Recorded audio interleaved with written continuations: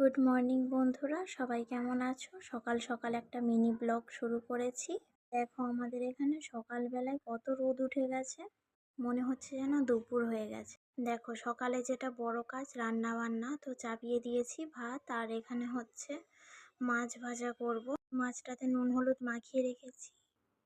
মাছটা হচ্ছে পেঁয়াজ আর লঙ্কা দিয়ে মাখাবো, তো শুকনো লঙ্কা ভেজে নিচ্ছি। আমরা সাধারণত শুকনো লঙ্কাটা খাই না, কাঁচা লঙ্কাটাই খাই, কিন্তু আজকে কাঁচা লঙ্কা ছিল না, তো সেই জন্য শুকনো লঙ্কাটাই কিন্তু এখানে ভেজে নিচ্ছিলাম। তো আম ডাল করব। এই যে এখন দেখো ফোড়ন দিয়ে এখন আমগুলোকে খুব ভালো করে ভেজে নিচ্ছি।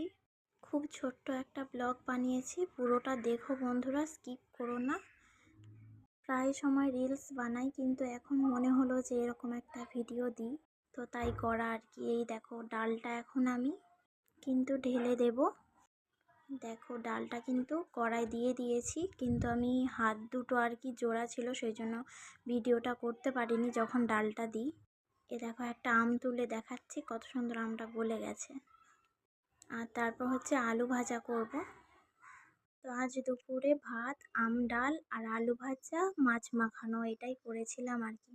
গরমকালে এরকম হালকা পাতলা রেসিপি ভালো লাগে। তো এখানে আলুটা খুব ভালো করে ভেজে নিচ্ছিলাম। নুন হলুদ মাখিয়েছিলাম আলুটাতে, আর জিরে শুকনো লঙ্কা ফোড়নে দিয়েছিলাম। দেখো আলুটা একটু তুলে দেখিয়ে দিলাম।